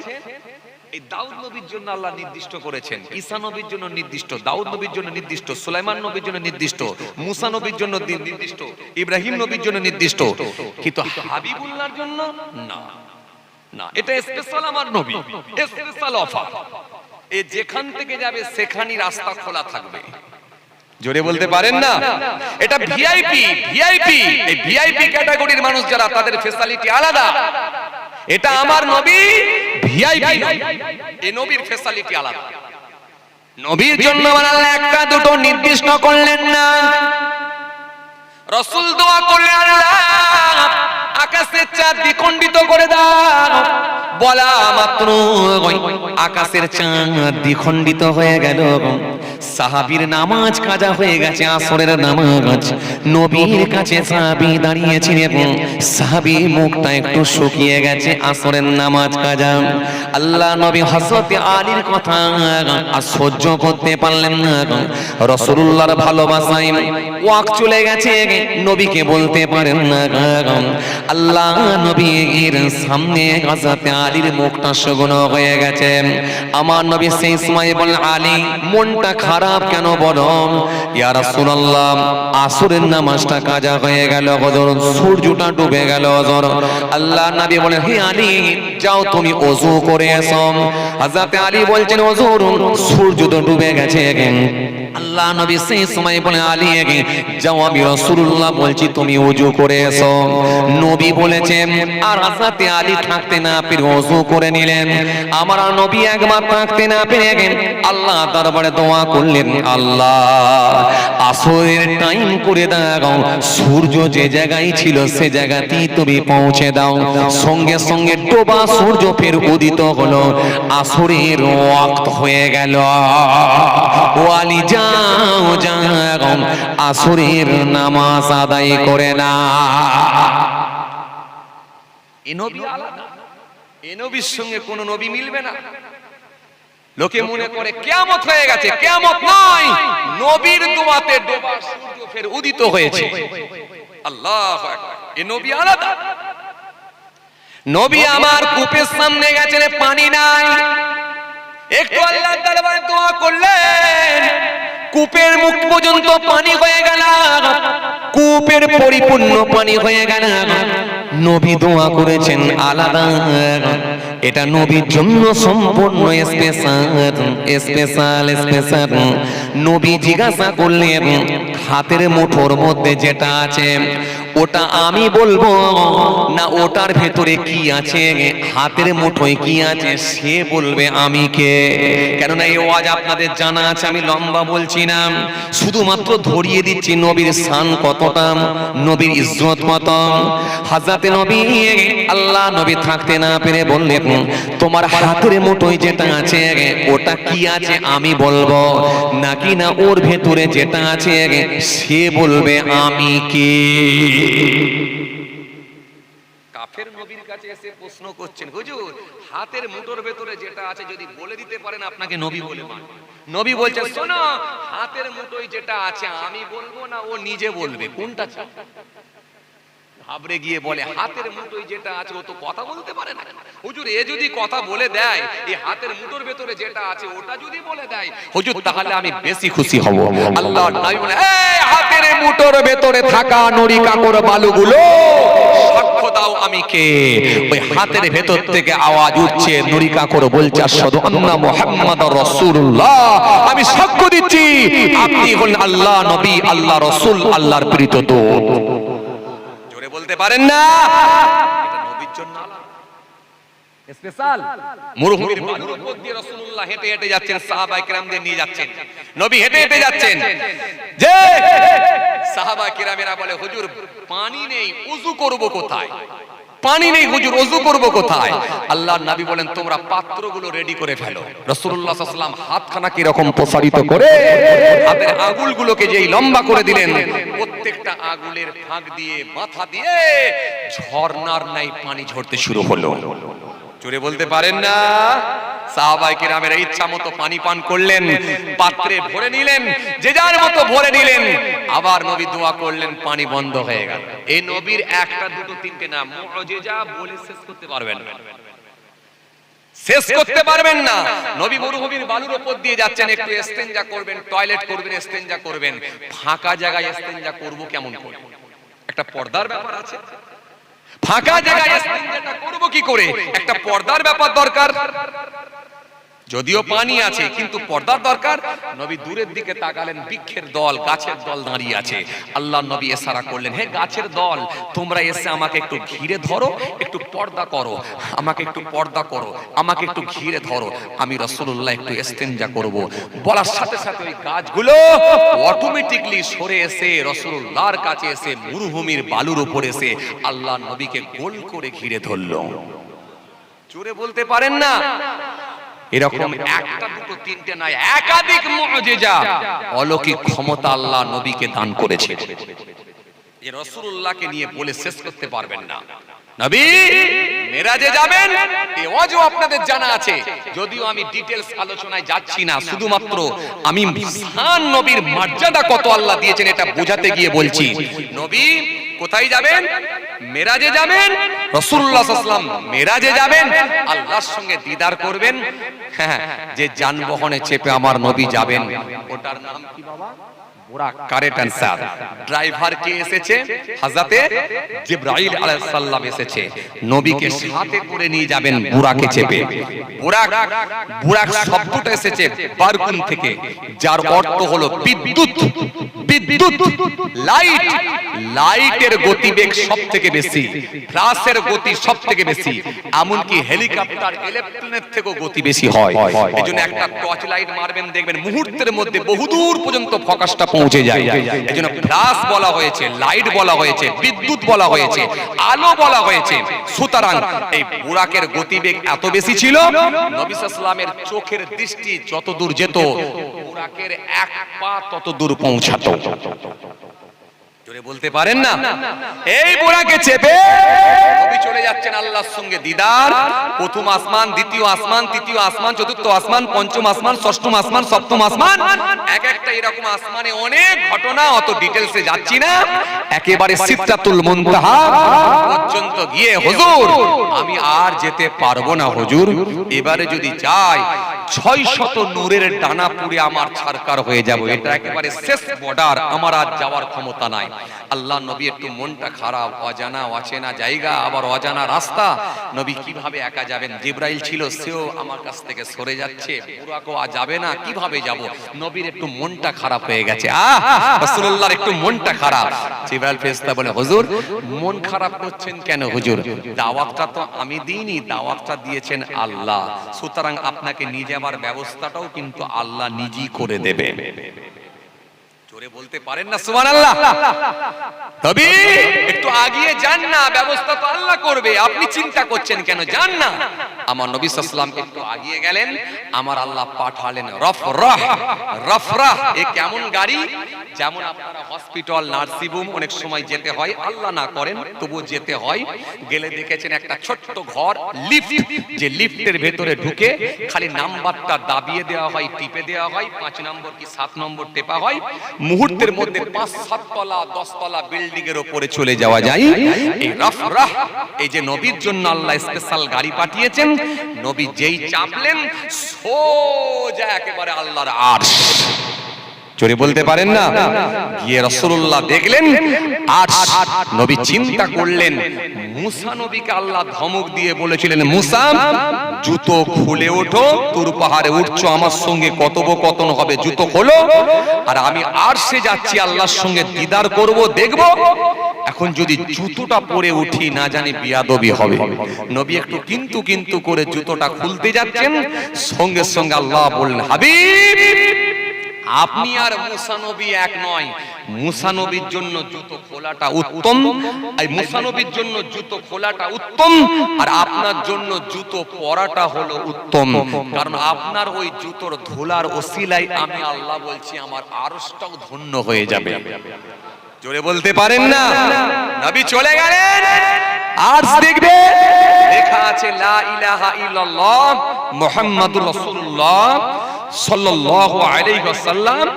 নবী দেখে আল্লাহকে বললা, এই আরশের মতো মুতাবাররক জায়গায়, খাস জায়গায় তুমি আমার নাম দিয়েছো। আল্লাহ বলে, শোনো হাবিব, শুধু আরশের মতো খাস জায়গায়, মুতাবাররক জায়গায় যে তোমার নাম দিয়েছি এমনটা নয়, সব জায়গাতেই তোমার নাম দিয়েছি।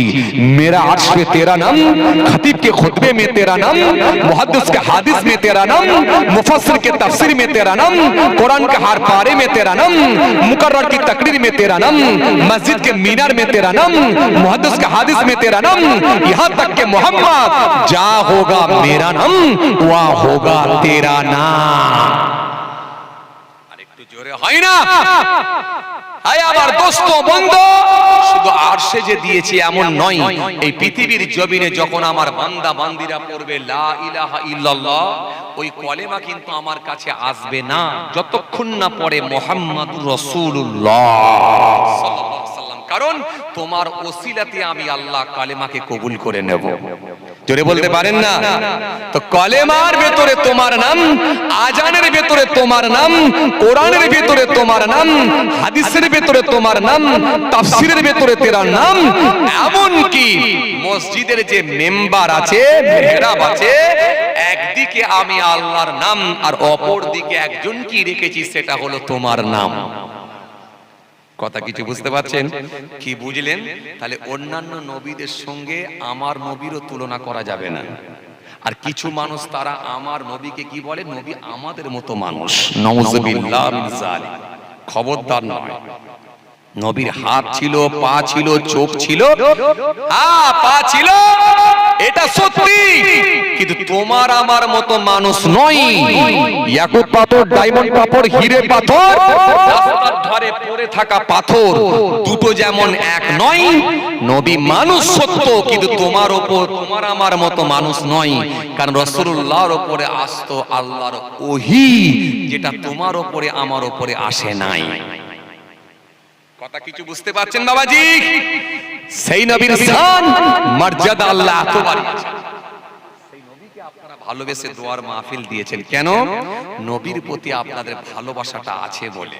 তাই রাসূলুল্লাহর শান নিয়ে একটু বলছি, যাতে করে আপনাদের আন্তরিকতা মহব্বতটা একটু বেড়ে যায়। চলুন আর একটুখানি আলোচনা করি নবী নিয়ে। কষ্ট হয়ে যাচ্ছে আপনাদের? খেয়াল করেন মাশাআল্লাহ। চলুন আর একটুখানি আলোচনা করি, খেয়াল করেন, লক্ষ্য করেন ভাইরা আমার, বন্ধুরা আমার, সাথী মহব্বতের ভাইরা। জি, রাসূল করিম সাল্লাল্লাহু আলাইহি সাল্লামকে সাহাবায়ে কিরামেরাও খুব ভালোবাসতেন, খুবই ভালোবাসতেন। সাহাবায়ে কিরামেরা বুঝতে পারেছেন যে নবী আমাদের ঈমান, নবী নাই তো কিচ্ছু নাই। রাসূলের ভালোবাসা যদি অন্তরে না থাকে, আল্লাহর সঙ্গে কোনো সম্পর্কই তৈরি হবে না।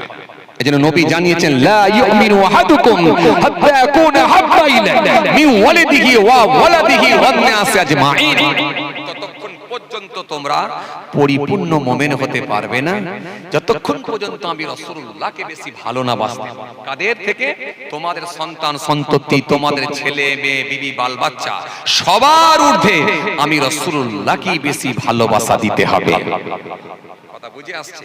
কিন্তু বড় আফসোস, নবীর বিরুদ্ধে যখন কোনো কথা হয়, মুসলমানের ছেলে মাথা নিচু করে কাজে যায়, কিন্তু এনআরসি যখন হবে বলে আওয়াজ দেয়, মুসলমানের ছেলে একবার কেন 5 বারও রাস্তা অবরোধ করতে রাজি আছে ভাই। আরে কথা বলছেন দেখেন, 5 বারও রাস্তা অবরোধ করতে রাজি আছে ভাই, কিন্তু নবীর বিরুদ্ধে কথা হলে মাথা নিচু করে ব্যবসায়ী যায়। আসেন, ভুল বুঝবেন না, রাগ করবেন। এইজন্য আল্লাহ বলেন, বড় গুনাহগুলো থেকে খালি বাঁচো, বাকি ছোট গুনাহগুলোকে আমি তোমাদের maaf করে দেব, সম্মানজনক স্থানে প্রবেশ করাবো, তোমরা টেনশন করো না। তার মধ্যে একটা বড় গুনাহ, সেটা কি বলছিলাম? কাবিরা গুনাহ হবে যদি পাখিটাকে খাঁচার ভেতরে বন্দী করে রেখে যদি মেরে ফেলেন আপনি। কথা বুঝে আসছে? এই সারা পৃথিবীতে পাখি আছে না নাই? আরে কথা বলছেন না কেন? আছে না নাই? শুধু কি মানুষই বসবাস করে? সারা পৃথিবীতে কোটি কোটি কোটি কোটি জীব বসবাস করছে। কথা ঠিক কিনা ভুল বলেন? এই যে এমনও প্রাণী আছে যেগুলোকে আমরা কখনো দেখি না, বলতে পারবেন? এমনও প্রাণী আছে, জীব আছে যেগুলোকে আমরা চোখেই দেখি, অথচ জঙ্গলের ভেতর সেগুলো বসবাস করছে। কোটি কোটি কোটি কোটি, গুণে শেষ করা যাবে না। আমি একটা জায়গা থেকে তথ্য পেয়েছিলাম, খালি উড়ন্ত পাখি বসবাস করে 700 মিলিয়ন। কত বললাম? 700 মিলিয়ন। আচ্ছা, 1 মিলিয়ন মানে কত লক্ষ?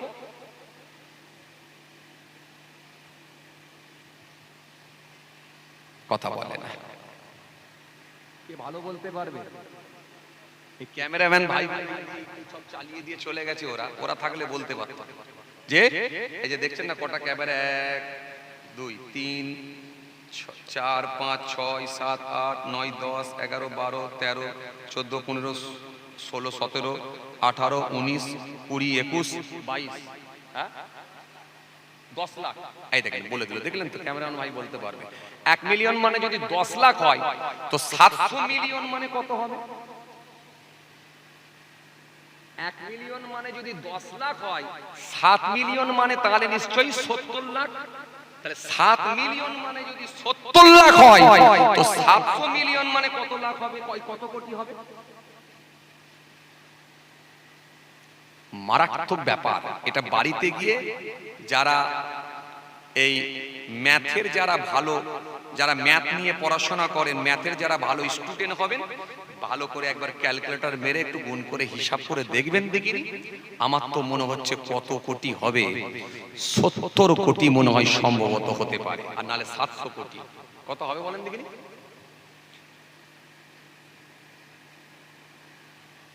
এক মিলিয়ন মানে যদি 10 লাখ হয়, 7 মিলিয়ন মানে তাহলে 70 লাখ, আর 700 মিলিয়ন মানে তাহলে কত কোটি?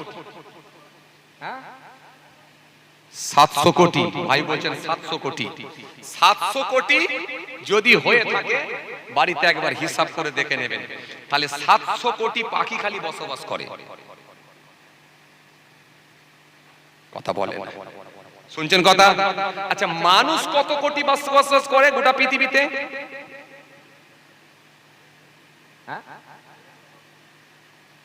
মানুষ 150 কোটি বসবাস করে সারা পৃথিবীতে। এ ভাইয়ের মনে হচ্ছে হিসাবটা ঠিক হচ্ছে না মনে হয়, হ্যাঁ?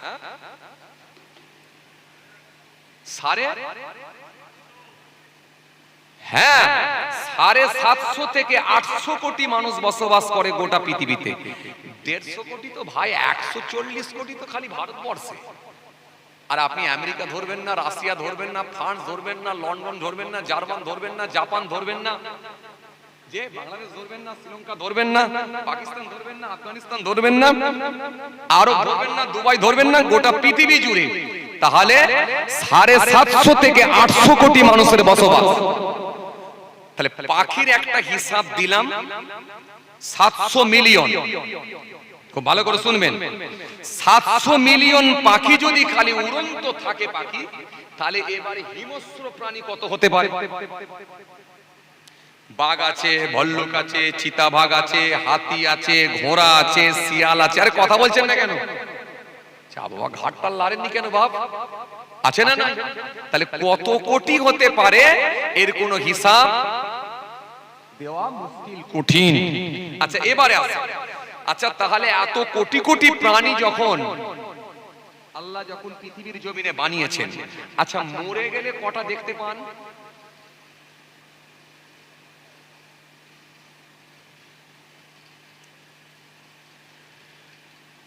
কটা দেখতে পান? আমি আপনাকে বলছি, যে কুকুরগুলো অ্যাক্সিডেন্টে মারা যায় সেগুলো দেখতে পান, আর যে পাখিগুলো খাঁচার ভেতরে বন্দি করে রেখেছেন, খেতে না পেয়ে হোক বা অসুখে হোক, খাঁচার ভেতরে যখন মারা যায় সেগুলোকে দেখতে পান। আপনি টেনে ঠ্যাংটা ধরে একটা জঙ্গলে ফেলে দেন কিংবা খালে বিলে ফেলে দেন, এছাড়া স্বাভাবিকভাবে বয়স হওয়ার কারণে, বার্ধক্যজনিত কারণে যখন কোনো প্রাণী বা পাখি মারা যায়, এগুলো কি কোনো দেখতে পান আপনারা?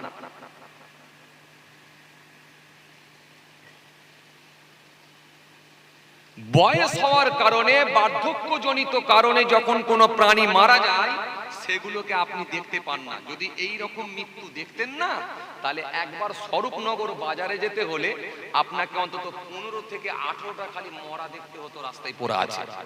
কারণ কোটি কোটি প্রাণী মানে হাজার হাজার, লাখ লাখ, কোটি কোটি কোটি কোটি প্রাণী আছে, মানে তার মানে এক এক দিনে কত হাজার হাজার প্রাণী মারা যাচ্ছে, কোনো হিসাব?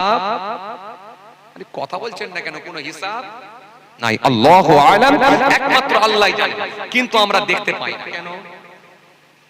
অর্থাৎ জাবের থেকে এসেছে, কিতাবের মধ্যে পাওয়া যায়, তিনি বলছেন যে বার্ধক্যজনিত যখন কোনো প্রাণীর মৃত্যুর সংবাদ এসে পৌঁছায়, আল্লাহর তরফ থেকে একটা মেসেজ এসে যায়। মেসেজ, বার্ধক্যজনিত কারণে যখন কোনো প্রাণী মারা যায়, একটা মেসেজ আসে। কি মেসেজ? যে তোমার বার্ধক্যজনিত কারণে ওই প্রাণীটা মারা যাবে, মৃত্যুবরণ করবে।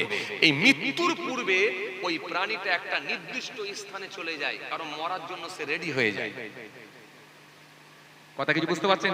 কোথায় যায়?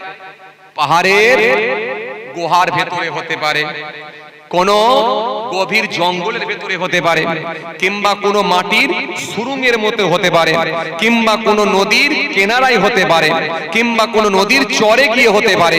ওরা মৃত্যুর জন্য অপেক্ষা করে, ইন্তজার করে। জাস্ট টাইমে মৃত্যু হয়, ওইখানে রয়ে যায়, পড়ে মরাটা রয়ে যায়, গলে পোকামাকড় হয়ে ইত্যাদি ইত্যাদি হয়ে ফিনিশ হয়ে যায়। কিন্তু পরিবেশটাকে আমার আল্লাহ স্বচ্ছ রাখেন, যাতে করে আমার বান্দাদের কোনো ক্ষতি না হয়। জোরেও বলবেন না সুবহানাল্লাহ? একটু মন খুলে বলবেন না? কারণ আপনি যদি একবার স্বরূপনগর বাজারে যান, অন্তত 10টা মরা দেখতে পাবেন। এই 10টা মরা যদি পড়ে থাকে, এদের গ্যাস, গন্ধ, দুর্গন্ধ ছড়াবে, পোকা মাকড় ইত্যাদি ইত্যাদি হবে, কাক চিলে এসে খাবে, একটু করে রাস্তায় ছড়িয়ে দেবে। এতে রোগের সৃষ্টি হতে পারে, স্বাস্থ্যের ক্ষতি হতে পারে। এই স্বাস্থ্যের ক্ষতি করতে দেবেন না। মানুষকে সৃষ্টির সেরা মানব করে আল্লাহ বানিয়েছেন, আর পৃথিবীটাকে স্বচ্ছ বানানোর জন্য, স্বচ্ছ রাখার জন্য আল্লাহ ওদেরকে মেসেজ দিয়ে নির্দিষ্ট স্থানে গিয়ে মৃত্যু দেন, যাতে করে এই পৃথিবীটাকে আমার আল্লাহ পরিষ্কার স্বচ্ছ করে রেখে দেন।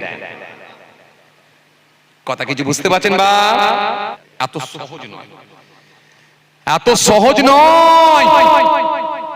যা খুশি তাই করবো আর একদিন না একদিন নাজাত পাবো, জান্নাত পাবো, এটা ভুলে যেতে হবে, এটা ভুলে যেতে হবে। যাই হোক, আর সময় নিচ্ছি না, বলতে গেলে আরো সময় লেগে যাবে। অনেকটাই সময় আপনারা দিয়েছেন, আলহামদুলিল্লাহ। আসুন আমরা একটু ছোট্ট করে দাঁড়িয়ে সালাম পড়ব, তারপরে ইনশাআল্লাহ দু একটি কথা খাতা নিয়ে এসেছেন, তারপরে ইনশাআল্লাহ আমরা দোয়া করে দেব।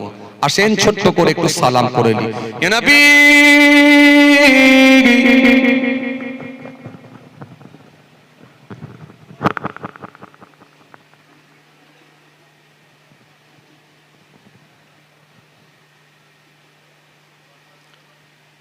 आवाज दिए पढ़ें ना, या नबी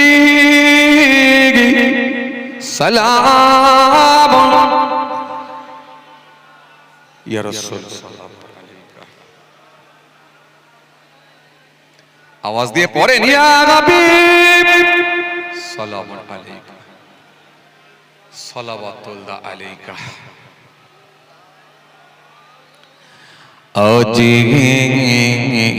दे ए मुबारक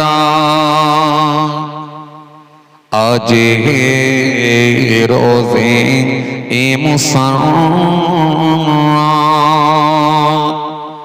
आज वक़्ते बिलादा